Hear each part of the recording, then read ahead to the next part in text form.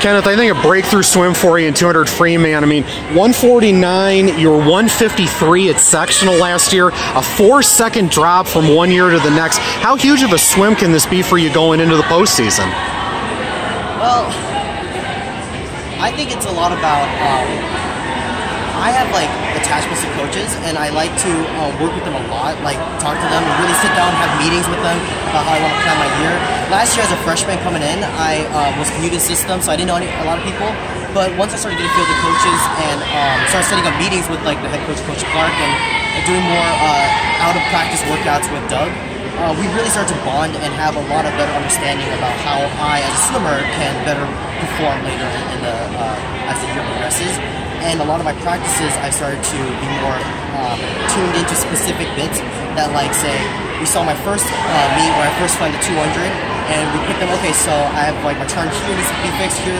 So we just literally honed in on every single one of those details and just hammered them out. So that's how I've been kind of increasing myself.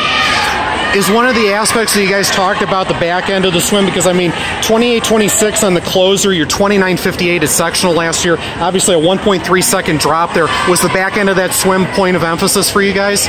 Yeah, so a lot of the one of the strategies that was shared to me by my coaches was the race in the 200 really doesn't start till the 100. Like that last 100 is where everything starts. The first 100 is like a setup. It's like setting up a stage. And the 100 is where you perform, is where you really make everything count. Whoever touches the wall at the first 100 doesn't necessarily mean they win. So that's where a lot of the things is playing out how you want to manage your energy in that first 100, and then really gutting out that last 100 to win the race. You know, you guys are so deep in distance free, obviously, you know, 200 and 500. How much does that help you seeing those guys on a daily basis in practice? And then, I mean, you've really seen everything you're going to see even when you go into invitationals, right?